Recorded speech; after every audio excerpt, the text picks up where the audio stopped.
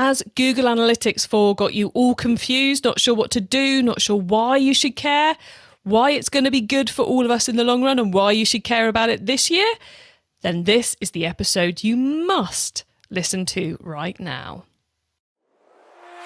You're listening to the Keep Optimizing podcast to increase your traffic, improve your conversion rates, and grow your profits. Hello and welcome. I'm Chloe Thomas, the host of this Marketing Focus podcast. I'm going to keep the intro short because this is a long one today. Our guest is giving you so much great advice around G4. This month is all about the big stuff that's going on this year that you need to know about and get sorted out before we get into Q4. This episode is the Google Analytics 4 one, which there's been an awful lot of noise about, an awful lot of weird things being said about, and so this is our common sense guide to it. We're going to be covering what it really is, how it's going to benefit you, and how to get it implemented, but don't worry, we're not doing the click here, do that. We're talking about benefits and the key things you need to know so you don't trip up during the implementation process, and so forth. My guest has been busy implementing this for the big brands in the industry for the last 3 or 4 months. So he is fully tried and tested. He has done this hands-on multiple times already. And he's got some brilliant tips for us on how to step-by-step process this. It's an epic episode, but it is jam-packed with useful, insightful information, which is quite frankly going to save you a huge amount of time in doing the implementation and save you from tripping up further down the line, because there's a lot in here I had no idea about until I started this chat with Dan. So make sure you listen right to the end of the episode, because there's great stuff coming at you right the way up until the end. And I will at the end summarize it down into five even steps for you. Stay tuned. This podcast is brought to you by Klaviyo, the email and SMS platform built just for e-commerce brands. If you're marketing an e-commerce brand, you already know that data changes everything. More data means more power. And if your email or SMS tools can't handle all that data, they're probably holding you back. That's where Klaviyo comes in. Its top-notch personalization and segmentation help you send the right message at the right time, guided by unlimited real-time data from your online store and tech stack. Request a demo at klaviyo.com/masterplan. That's KLAVIYO.com/masterplan. Today I'm chatting with Google Analytics expert Dan Coleman, or as he describes himself on LinkedIn, marketing demon, analytics ninja, and e-commerce wizard. Plus, he's accredited by both the Chartered Institute of Marketing and the Institute of the Data and Marketing Association, which as someone who's done the CIM bit is properly impressive. I don't know where he found the time. Now, via his agency, Coleman Marketing, he's worked with many household names and startups over the last 20 years, including Phase 8, Virgin, Hotel Chocolat, and Cath Kidston. That is some brand experience. Hello, Dan. Hello. Thanks for having me. Oh, thank you for coming on. It is a pleasure to have someone of your calibre on the show. So thank you for being up for coming and joining us all. Good of you to say. Well, look, given you've had these whole 20 years, which is a few more than me in the industry, how did you end up in e-commerce all those decades ago? So I will try and keep this as brief as possible, but it's actually 24 years now since I've been first selling things on the internet. So I actually started out in the late 90s. I was working in IT. Found myself doing an IT support sort of IT manager role for one of the McLaren Group companies. So you know them from Formula One and the road cars, but they've got a whole group of other things they do. So I was in their marketing company doing this IT manager role. Happened to be talking to one of the directors, and it was just shortly after Amazon had launched in the UK. And he was kind of a thoughtful chap, and he said, Dan, you know what, I think this Amazon stuff's going to be big. Do you think we should try selling our caps and T-shirts on the internet? And me being IT and the internet being on computers, and me not really knowing any better, I was like, yeah, let's give it a try. So created like a little ragtag band of people to build an e-commerce website. We didn't even call it an e-commerce website back then. There were no platforms. There weren't even really payment gateways. We had to hand roll everything. But then we launched that, and of course the next thing, McLaren being very, very data driven, they wanted to know how it was performing. So we had to start hand rolling some kind of, wouldn't really call them analytics, but certainly some reports that were emailed out every week with some metrics like browse to buy ratio and other things that we thought might be useful at the time that hadn't really got the kind of the naming conventions that they've got today. So that was my kind of first dipping my toe into it. So that was end of 1998, beginning of 1999. It's a fairly successful project, and then over time, more people and more of the marketing people in other group companies got wind of what we were doing.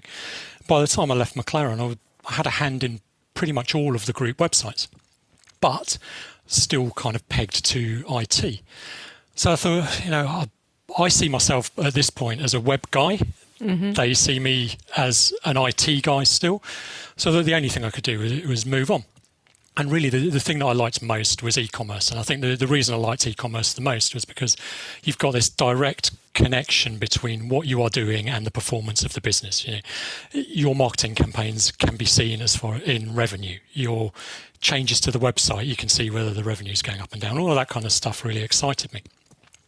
So I went and found a pure play e-commerce business that would take me on. It was a jewellery company called Astley Clark. Spent a couple of years there.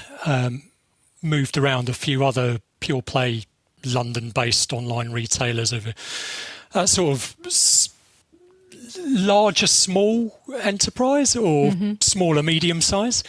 Then while I was doing that, I came across a few consultants that were brought in, and I realised that I could probably do that myself, and it seemed quite interesting what they were asked. So I had my first kind of stint as a consultant for a few years. Everything was always about e-commerce. It was always pegged back to data as well.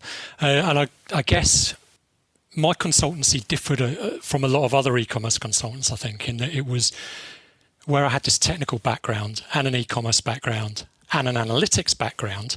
I would be asked to kind of come in on a very short engagement to solve a particular problem. So it might be, we don't understand why our SEO performance has gone off a cliff, or we don't really trust our data in Google Analytics because it's very, very different to what our accountants are saying is coming out of the ERP system, or whatever it was. So it was those types of, let's call them troubleshooty type projects I got involved in. So I did that for a few years. Got involved with an agency in the US, worked with them for a while on a lot of Magento projects, then decided I needed to go agency side proper for a bit. So I worked for an agency called Red Hot Penny as their digital marketing director for a few years, and then decided beginning of 2020 that it was time to go back to consultancy. Interesting timing. Handed my notice in the January, and by the time my notice period was up, we were 2 weeks into lockdown. So I was having to build this new consultancy career 2 weeks into lockdown. It seems like it was scary timing, but it was actually fantastic timing. Yeah, because everyone was, I remember talking to a lot of people about, you've got to run your analysis and make your changes a lot faster than you used to. And they're going, yeah, but the reporting takes us hours. So they were having exactly the sort of problem you've been solving, I would have thought. Exactly. And everyone was suddenly having to move their entire business online, and they were having to find ways to kind of do things quickly. And my network is strong enough that even if it wasn't particularly an analytics project or even an e-commerce project, people were just kind of coming out of nowhere and asking me if I knew anyone that could solve these questions, solve these problems for them. So it became this sort of almost like e-commerce and online marketing troubleshooting type gig for a while. And then over the course of the last 2 years, it's really sort of started shifting again much more towards the Google Analytics implementations and Google Analytics consultancy. And I do white label through a few agencies in the UK and US, where we, some of them refer to it as like the insights team, if you like, it's about supporting supporting the PPC teams and the SEO teams and making sure they've got the right data to hand and that the clients understand it and that they're not kind of at odds with each other, which has, I guess, set me up in prime position or pole position to take advantage of the change to GA4 that we've all had forced on us. So last couple of months, very, very busy. Yeah, bring us nicely into our key topic for today. But I think what your experience really shows, Dan, is how the importance of accurate data and easy to understand data is at the heart of all e-commerce problem solving. You know, it's like we saw during the pandemic, sales have gone up. Oh my God, we need the key to succeeding when sales are up is data. And then you have when the sales are more challenging as they are at the moment, the key to success is exactly the same things. I put together slide decks of how to get through the pandemic, and I put together slide decks of how to get through the coming cost of living squeeze. They have pretty much exactly the same stuff on them, just with arrows pointing up and arrows pointing down. So I think we could probably talk about that for the whole of this episode, but we're not here to that. We're here to focus in on GA4, Google Analytics 4, which I suspect some of our listeners are well into and others are being the proverbial ostrich about. And which are you, Chloe? I'm very into it, but I've done nothing, which does that make me a procrastinating meerkat? I don't know. I like that. I'll go with that. So let's start off with the basics, because guys, this is not going to be click here, do that. We're going to tell you the important stuff you actually need to know. Why should we care about GA4? To kind of frame that question, I think the first thing is, if we assume we care about GA, then we have to care about GA4. If we don't already care about Google Analytics, that's probably a whole other conversation, right? But based on who your audience is, I think e-commerce businesses, they're all deep into Google Analytics, right? So GA4 is just the next evolution of that.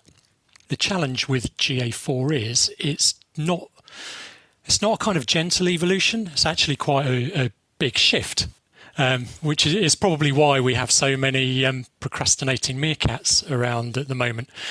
It was first kind of released in Google classic way of doing these things in sort of beta form a couple of years ago, and most of us looked at it back then, thought, well, this doesn't look finished. It was quite unusual for Google, where, you know, with Google product releases, we're used to things like Gmail, which stayed in beta for about 5 years and seemed a very didn't change at all. Seemed a very complete application.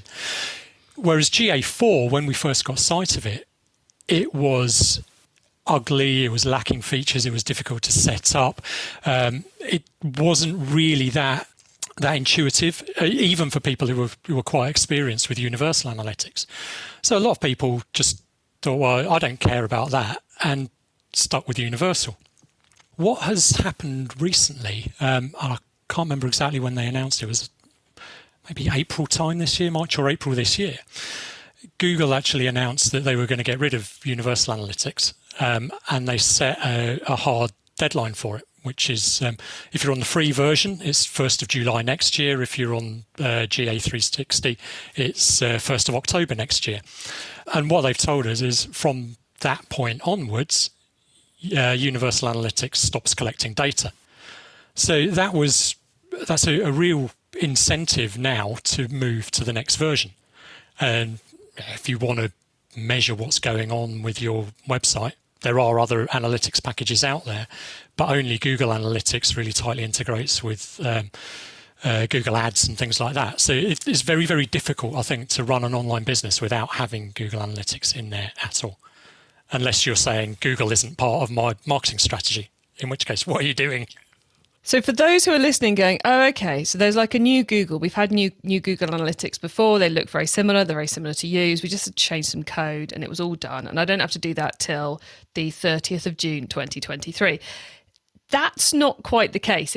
It's very different to use once you're in there. But more importantly, do not wait till the 30th of June. So let's do the timing one first. Dan, why should we have done this already at the point where the listeners are listening in August. So for those on the free version, the big one is that there isn't really a direct comparison between the data that you had in Universal Analytics and the data that you've got in GA4. So as you know, as e-commerce retailers, one of the really important kind of measures of your success is your year-on-year reporting. So how does July this year compare to July last year? Now, if we are relying on Google Analytics to tell us that, and we have got to July 2023, and we are trying to compare that to what it was in we're in GA4 in July 2023. We're trying to compare that to Universal Analytics from July 2022. You're actually going to find it's quite a difficult comparison to make. There are some similarities, and you can probably infer whether you're doing better or worse, but actually it won't give you perhaps the level of certainty that you're used to in making those comparisons. So this is why I've been so busy with implementations over the last couple of months. Those retailers that realised that they would need that year-on-year data have been coming at me from left, right and centre, and really kind of seeing if I can help them to get on to GA4 before the end of June, which obviously we've missed now. Yes, but if we missed the end of June 2022 to get that perfect year-on-year data, the sooner you put it in place, the sooner you're going to get that year-on-year data. And this is both in terms of going into analytics and changing the compare to previous year. It's also, guys, in terms of what you put into your spreadsheets, because it's counting differently, to put it in really layman's terms. It counts the same things differently, and it calls some things a little bit differently too. So whilst you could put Google Analytics 4 in place and ignore it, leaving your Universal Analytics in place as well until next July, and then refresh all your reporting then, you do need it in place because it isn't going to retrospectively get you the GA4 data. So is that what you're advising people to do, Dan, is put it in place alongside the Universal Analytics, and so long as it's there, you're okay? Yeah, absolutely. They're actually... There are a couple of threads there that are worth just touching on. The first one is that, yes, some of the things are named differently, but that actually goes down to some fairly fundamental things like your channel groupings.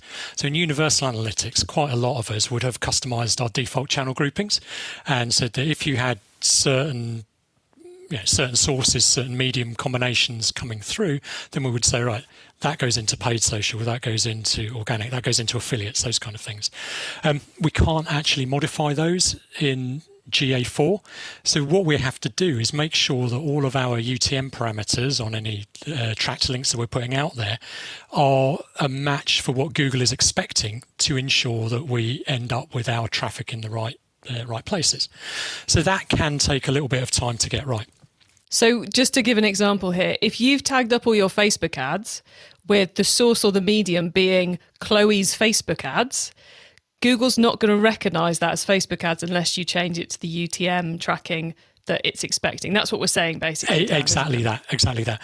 And so those simple but time consuming. Yeah, and it is one of these things that should be very, very simple, but depending on the scale of your digital marketing operation and how the agencies that you're working with actually work to deliver your services. So some we find it's really, really easy. We will just give them a recommendation. They will tell their PPC agency or their paid social agency. They will make those changes, and it is almost an overnight thing. Others, where they tend to have a much more, tends to be the big scalable cookie cutter approach ones.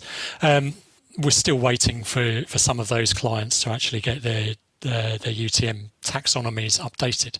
So that's one of the first difficulties we've got. So what we're seeing is when we start collecting that data, you don't even really want to use it for a couple of months until you're sure that where things are kind of landing within the channel groupings are in the right place.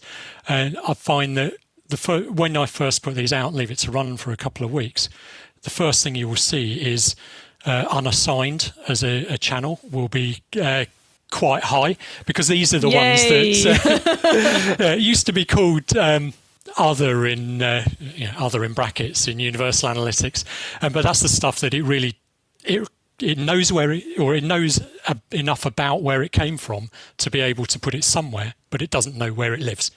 So it will just stick it in unassigned. So there's a load of housekeeping to do. So once you've got the technical implementation done, you then need to start doing this hygiene stuff.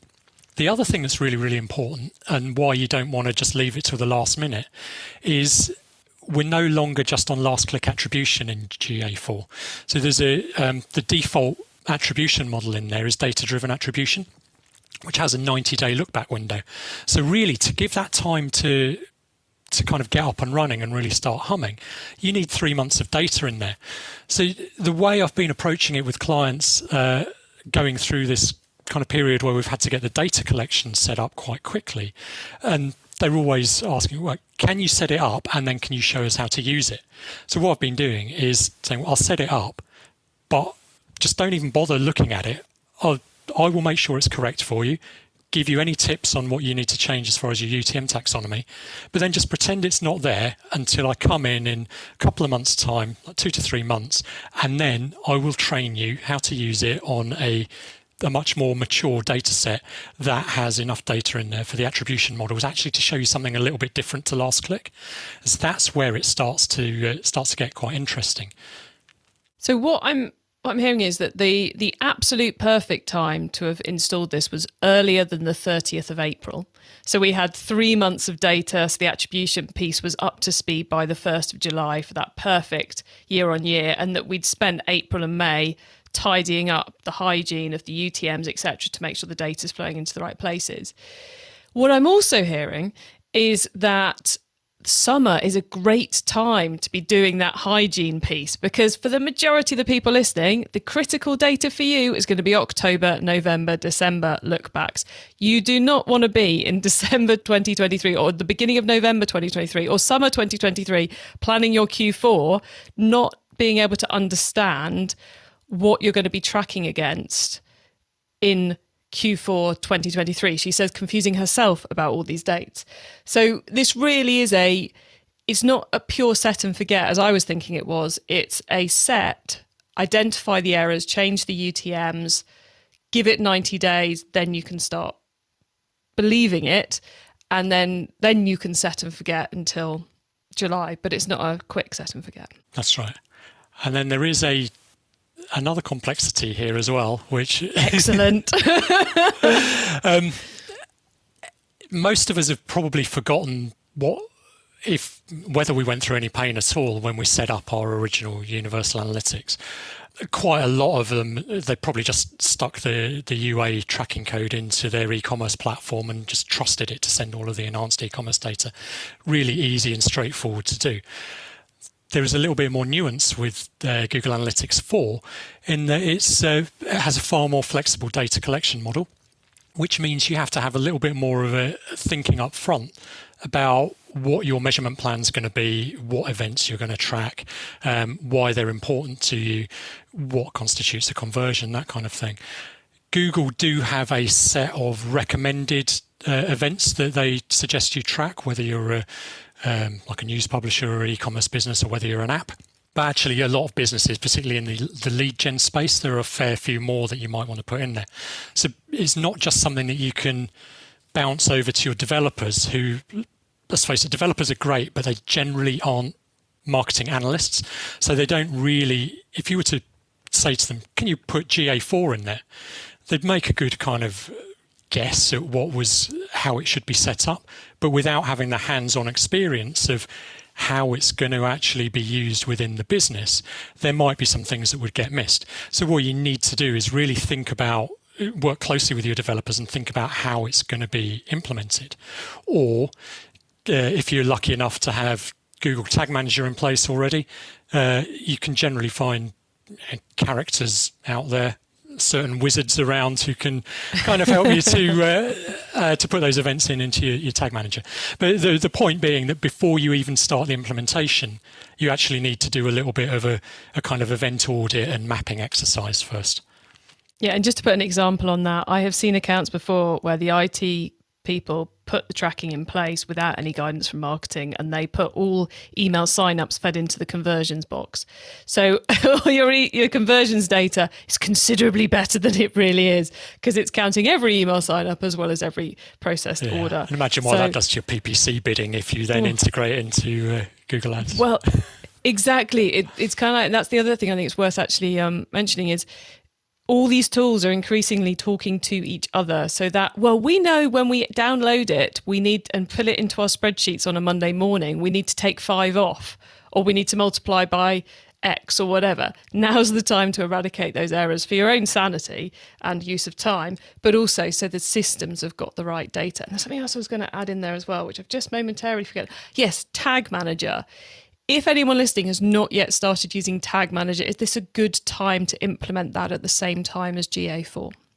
Absolutely, yeah. So Google really give you 2 ways to implement GA4, either with the global site tag or with Tag Manager. But if you dig down into their documentation, there are some hints as to the direction of travel. One being that, yes, you can get the G tag in place, but within the documentation for how to set up in there, it says, and then you can move to Tag Manager at a later date. So if you can bear in mind that you're going to need some development support, whichever route you choose, it's the ideal time, if you've not got Tag Manager in place, to think about your data layer, think about what needs to be sent back to it, and then get a proper e-commerce data layer Tag Manager in place. You will then be able to put not just your Google Analytics tags in there, but things like your Facebook tags and all of your other third-party marketing tags. They all sit in there nicely. Most of them actually use the same metrics or same variables that you pull out of the data layer anyway. So it brings your total cost of ownership for your digital marketing estate right down. And it also means you can start using the same event classification across everything. So if you've determined start checkout as being this particular thing happens, you can make sure that matches up across all your tracking activity, which brings so much more sanity to everything. Dan, we're at risk of getting into click here, do that, which I promised everyone we wouldn't. So let's take a step backwards. We've also just kind of given people a massive to-do list without really extolling the benefits of why GA4 is going to be a good thing in the long run. So, which I'm assuming it is. Yeah, I'm assuming there's a good reason for having GA4, despite the fact that, we're not just doing this because Google said we have to. So why should we be looking forward to GA4? Why might we want to be looking at that data, potentially alongside the Universal Analytics, before the 1st of July 2023? To answer that, first we have to look at Universal Analytics and what that really was and where it came from, right? So that was actually really that type of analytics was first under development around 2008. If you think about how we were using the internet back then, most of us, we didn't have smartphones. Most of us probably didn't even have the internet at home. The majority of internet use was probably from the office in your lunch hour, that kind of thing. So it was very much session-based. So you could come on, you would always access the web from the same device. If you're coming on from home, it was likely to be the desktop over in the corner or the laptop. But otherwise, if you were accessing from work, likely it was the same machine every time. And it was a very much more simple time. Nowadays, over the course of 5 minutes, I could access from my laptop, from my desktop, from my tablet, and from my smartphone. Not to mention things like smart TVs and all of these other ways of getting online. We are very much more connected, and we are very much more hitting the same website from different devices at different stages of our kind of consideration journey and things like that. So Google Analytics 4, first and foremost, has been built to address that kind of session-based analytics challenge. So it is now built from the ground up to talk about or to consider a user, which devices they are accessing your website from, and which how many sessions they're coming in, and then what are they doing across multiple sessions. So it's doing a much better job at kind of connecting the touch points together. When you think about it from anecdotally, anything that you've bought online and your own experiences, the chances are you will have first been made aware of a product, maybe from a YouTube ad that you've seen on your smart TV, or from something that you've clicked on Facebook or whatever. There are various different ways that this kind of awareness happens that may happen on a different device to the one that you ultimately come through and purchase from. And it's probably a different channel has led to how you get to the site and stuff like that. So GA4, first and foremost, is an attempt to create an analytics package that reflects the way we use the web today. And so from our perspective as e-commerce marketers, it gives us a much more accurate data as far as our holistic marketing spend goes. We're no longer tied to just looking at, what did SEO do last week? Or what did PPC do last week, without ever really thinking about, well, if most of our PPC conversions are coming through brand, how did we actually get into the site in the first place? Because guarantee that they didn't come through a brand search if they'd never heard of us. So it's in many ways, it's more closely aligning to what we're all these days trying to do as marketers, which is to create that not homogenized, the wrong word, that kind of cross-channel view, that more customer-centric experience, which is exactly what the data is now giving us. It's customer first, hit and session, hit to go way back to the 90s, and session secondary. So that's got to be good for our understanding of our business and how to improve things. Absolutely. And that's why it's baffled me a little bit why there's been so much resistance to it. I can understand it that, as I said, the beta when it was first released was so clunky and difficult to understand that none of these promises could really be realised. But we're at the point now where it's still not perfect, and there is still a lot to come over the next 12 months as far as new features and more accurate data and things like that in there. But it is now getting us to the point where we can start to use a well-configured GA4 implementation and start to ask different questions of it and start to come up with different hypotheses on what might actually work for us. I think that's a really exciting time for marketers.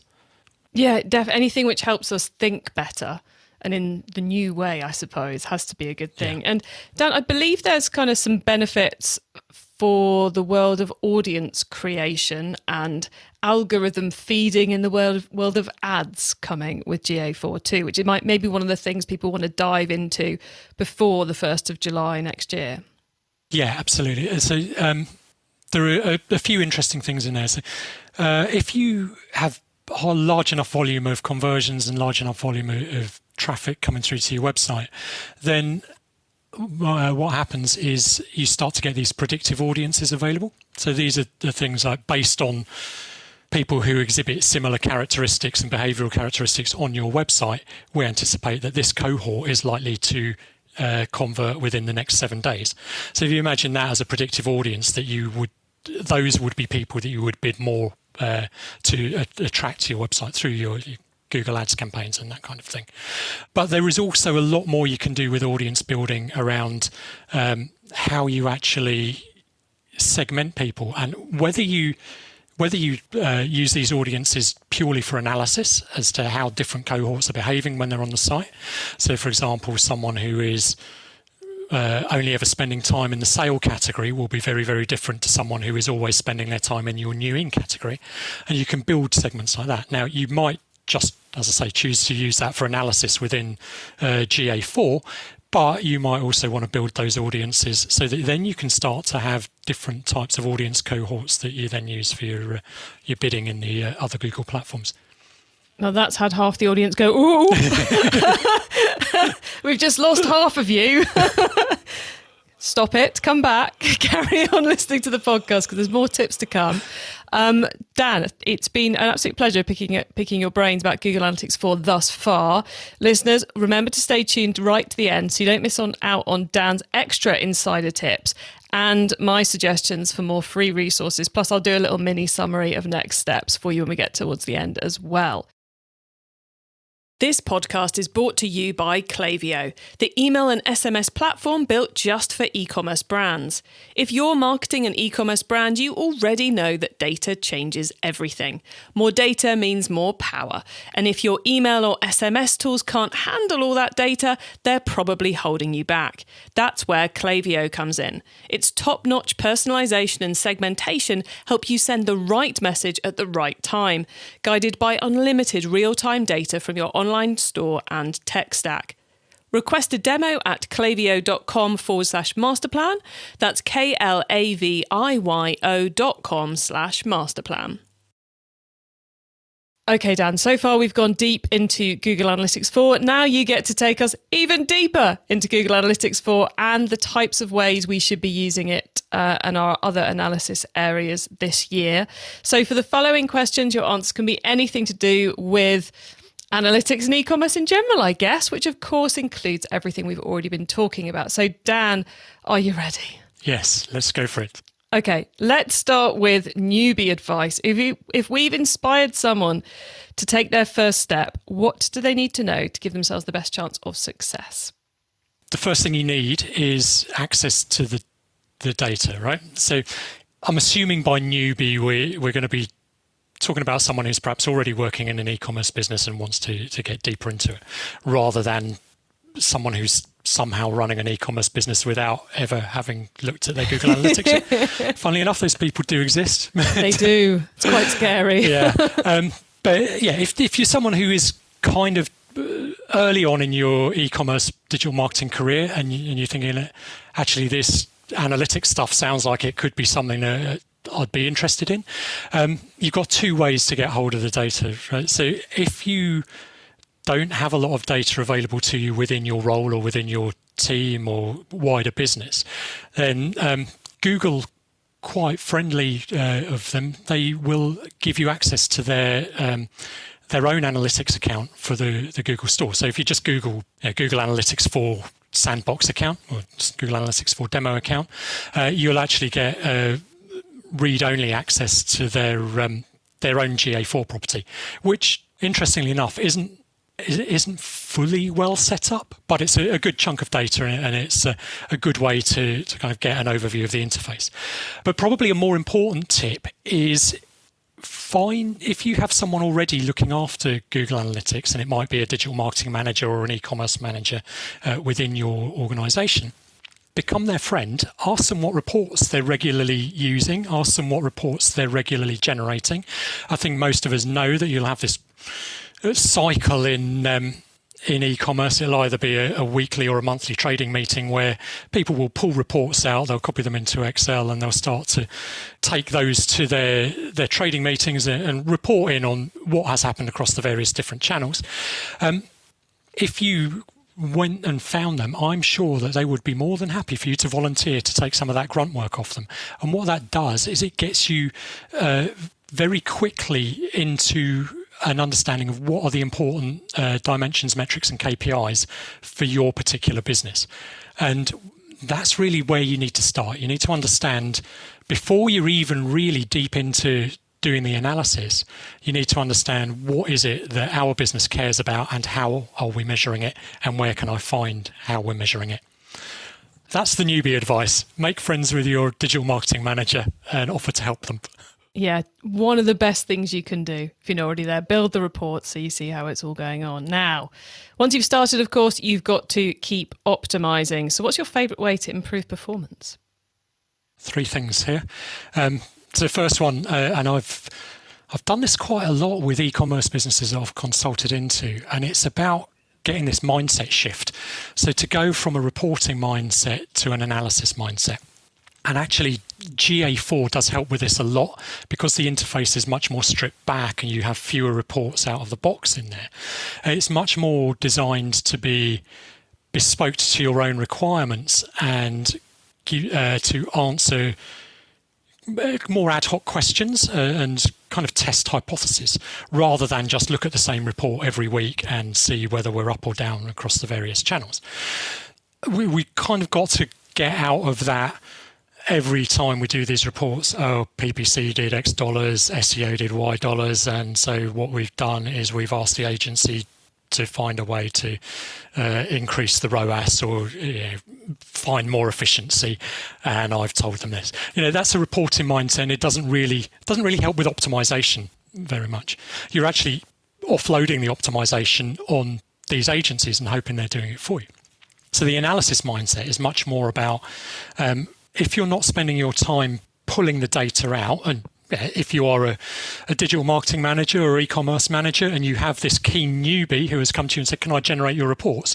Absolutely use them, so you can then spend the time on the Monday morning thinking about, okay, so last month or last week we thought we would test this, or we had this hypothesis that if we put more into this top of the funnel channel, then we would see results come through further down into our PPC or our direct or whatever it may be, or our email list would grow, whatever it is, and start to reframe the question. So rather than it being about telling people what is happening, actually think about your weekly analysis more about asking, what if we did this, or what actually would happen here if this was the case. A lot of what if type questions, and then you follow those up at your next kind of pulse to say, okay, last time we asked what if, actually we found that what happened was this. What does this mean? That means that we can now get into this hypothesis. And so then building the custom reports and the explorations and diving deeper into the data in a more ad hoc way, rather than just going to acquisition channels, all channels, what did each channel do, which, let's face it, 90% of e-commerce managers, that's where they begin and end with Google Analytics. But yeah, get into that analysis mindset. And you can start applying that to various things like your marketing cohorts, whether you've changed something on the website, whether you've reallocated channel budgets to different stages of the funnel. All of these kind of things can spark these sort of what if questions. So that's tip number one. Number two is you need to really, really get out of this last click mindset.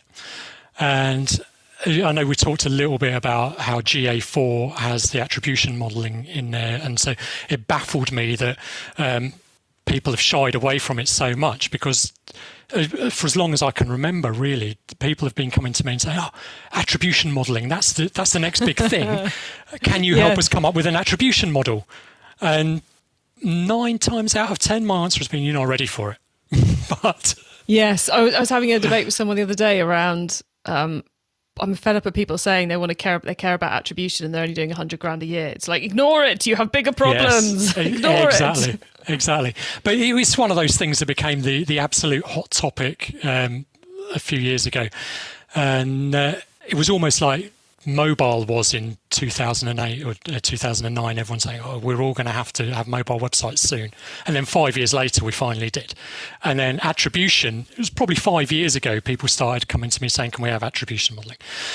But people, they then are given the opportunity to use it now with Google Analytics 4, and their first response is, "I like it." And they just want to go back to this last click, easy to understand stuff. So you really, really need to kind of force yourself to get out of that and think a little bit more about, what can I do? How can I now use this new tool that it's not perfect by any stretch? It still relies on clicks to the website, so you can't see what has happened as far as view through conversions and things like that go. But you do have a darn sight better data in order to understand the different touch points prior to your conversion. So what you really should be doing is getting out of that mindset and trying to understand a little bit more about how your customers really are finding your website and how they're ultimately purchasing. And then the final thing for the experienced people, which I did touch on it a bit earlier, but it's a very specific tip, but it's this: don't forget about user properties. We have actually had the ability to do these in Universal Analytics, but we never did because it was so difficult to link sessions back to users when they're across different devices and different sessions. So to track user properties wasn't really that useful. Nowadays, it's doing a much better job. So you can do things like, when people are spending time in your sale category, you can tag that user as a sale shopper. And over time, you build up a cohort of sale shoppers, or you build a cohort of menswear shoppers or women's wear shoppers, or whatever your kind of taxonomy of your business is. You can start to drill down into that. And that does actually open up quite a few opportunities, both for analysis and for your further audience building. Excellent. I'm loving how in-depth these answers are, Dan. This is excellent. Okay, the next of the Insider Tips questions is, if someone listening wants to learn more about what we've been talking about, is there one cheap or free resource you would recommend? I'll give you two very quick ones. So if you have yet to set up GA4 and you want to do it, if you go to colemanmarketing.co.uk, I've got a GA4 step-by-step setup guide that takes you through a lot of things I've touched on today. So it takes you through how to get started with the event mapping, how to get started with your data layer building for Tag Manager and that sort of thing. It's a fairly hefty document, but most experienced marketers, in collaboration with their digital marketing agencies and web developers, seem to be able to follow that quite nicely. I'm just going to say, on the subject of that being a weighty tome, if I got like a 3-point how-to guide for how to do GA4, I wouldn't trust it. It's like, this is almost one of those areas where I'm going to judge the validity of the advice I'm getting on its length. Yeah, absolutely. So I'm all up for that being an in-depth guide. Yeah, so it is very much my process, and I have been going through an awful lot of GA4 setups recently, obviously to meet the end of June deadline for a lot of retailers. And it's the exact process that I've been following for all of them. So it's tried and tested, and I know it works. Excellent. But the other thing that I'd recommend, and even for fairly experienced e-commerce marketers, is to have a look at Google Skillshop courses on Google Analytics. Most of us have kind of been self-taught as far as GA goes. And I think that's where some of the resistance comes in, that you could go into Google Analytics, you could have a look at your traffic and landing page reports, and you could understand them. It's worth, just as a refresher, going and spending a few hours running through those Skillshop courses from Google as well. And just, you don't know what you don't know. And so even experienced marketers tend to get something out of those. Excellent. Okay, the last question then. Finally, crystal ball time. What's coming up in the next 6 to 12 months that we should be getting ready for? I think you touched on one of these earlier. So there's going to be much deeper integration between GA4 and Google Ads in particular. I briefly mentioned some of the predictive audience building. And I think what's becoming apparent is, if you're a Google Ads user, you'll see that your optimization score, it's creeping up, the percentage that you'll get for having GA4 linked to your account, right? So it was you can get a 1% better score, and now last time I checked it was up to 5 or 6% better, and that's going to be a creeping thing. And I think that kind of gives us an idea of the direction of travel. So you can't really, even if you want to use a different analytics package for your reporting, that's fine. But I think if you are relying on Google to send business to your website, that integration is going to get tighter and tighter. The other thing that I think is going to come up that it's going to be a bit of a wild time for us, in particular characters like me, is the amount that regulation like GDPR and the American equivalents are all kind of impacting what's happening. So I think a lot of the sudden push from Google to say universal analytics has to be sunset, and actually we're not guaranteeing, or we're not committing to keep your data for more than 6 months, is because there is a load of regulatory stuff going on between the US and the EU right now about how US companies can access and process the data of EU citizens. And so privacy is going to become a much bigger part, and it seems that every time they think they are tiptoeing towards cracking it, you'll have another ruling which you see the articles that come out through the marketing blogs and things like that, the kind of quite dramatic ones. Germany declares Google Analytics illegal, that type of stuff. I don't think we need to panic, but I think there will be quite a lot of evolution, and that might mean that we get slightly different sets of data to we're used to, and we might have to start to rethink some of our analytical processes as a result. I don't think we'll get less data, but it's going to be very, very different. The other thing that I think is going to come up, which is kind of related, once we've got GA4 out of the way, as I said earlier, Tag Manager is my recommended approach for implementing GA4. I think we are going to start getting nudged towards server-side tag containers fairly soon. These are something that you can use right now, but they aren't really great at supporting a lot of the marketing tags that are out there. But I think what will happen is once we're all on GA4 and we're all pretty much tagged up through Tag Manager, the next thing Google will say is, right, I think it's time for you to start moving all of your tagging over to server-side containers. So that's probably the next 18 months for us. Very nice. And I think it's kind of worth zoning in on two of those pieces there. One is those of you who saw the death of a Magento version and then moved to Magento 2.0. This isn't one of those. Google Universal is going to die. It's not going to get extended endlessly. And I think one of the other really interesting, potentially philosophical points about all this, which I promise everyone I'm not going to dwell on, but is worth noting, is that Apple's reaction to all the privacy updates was iOS 4 or 14 or whatever number it was, and onwards, because that was their reaction to all the privacy changes. This GA4 is essentially Google's reaction to a lot of the privacy changes. So a very different approach, all being driven by the same movement forwards.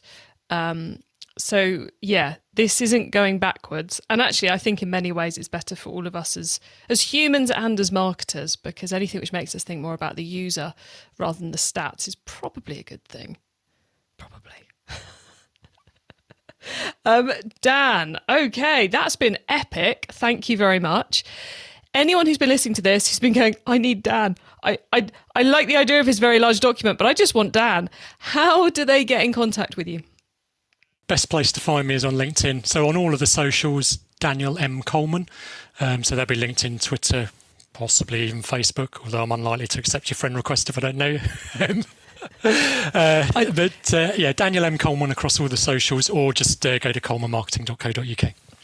Excellent. And we'll make sure there's links to all of that in the show notes for you. Dan, wow, thank you. Epic episode, but value packed. So thank you so much for having so much experience in this part already and being able to explain it all to the listeners as well. So thank you so much for coming on the show.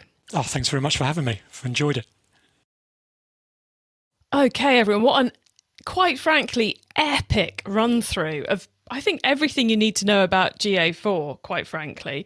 I've drilled it down from everything that Dan was saying into 5 key steps. So let me run through those as my kind of little outro tips for you. First of all, get clear on the event tracking and conversion tracking you want to use in the tool. Then you're going to be ready to install the GA4 alongside the universal analytics that you've already got set up. Do not get rid of that.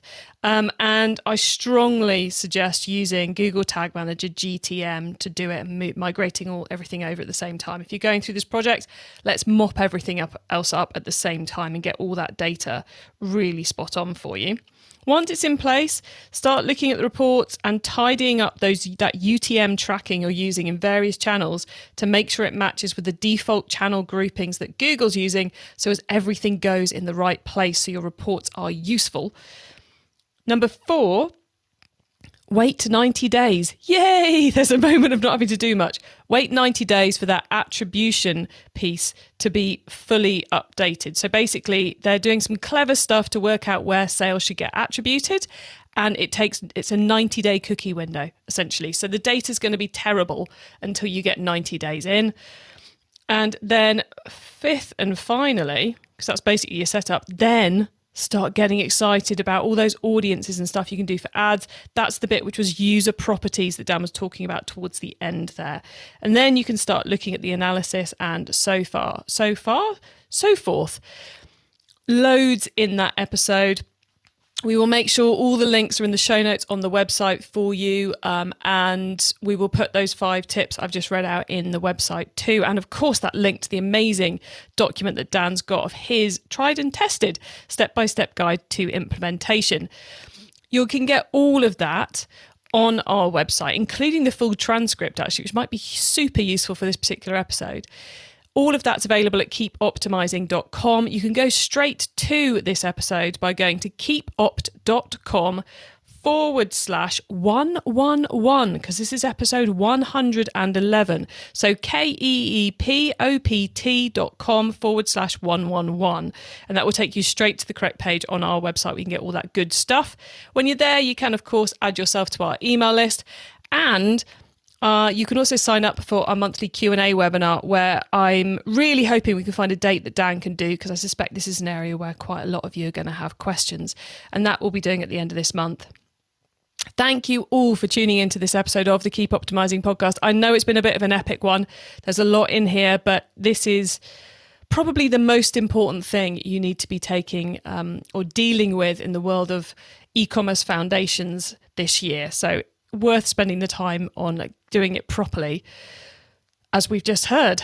Now, if you've enjoyed the episode, check out the rest of our Q4 updates, which we're bringing to you all this month to help you make sense of all the key things which are going on at the moment. And please spread the word, because I think GA4 in particular is one that a lot of people are getting bit confused and frustrated with, and certainly one where, as we've just learned, if you set it up badly, you're going to be building in problems for yourself in the future. So please do tell your fellow marketers to have a listen to this episode, because we produced this whole podcast and this episode to help all of you have an easier, more successful life as e-commerce marketers. Have a great week, and make sure you listen to our next episode so I can help you to keep optimizing your marketing. Access everything Keep Optimizing at keepoptimizing.com. That's with an S, not a Z.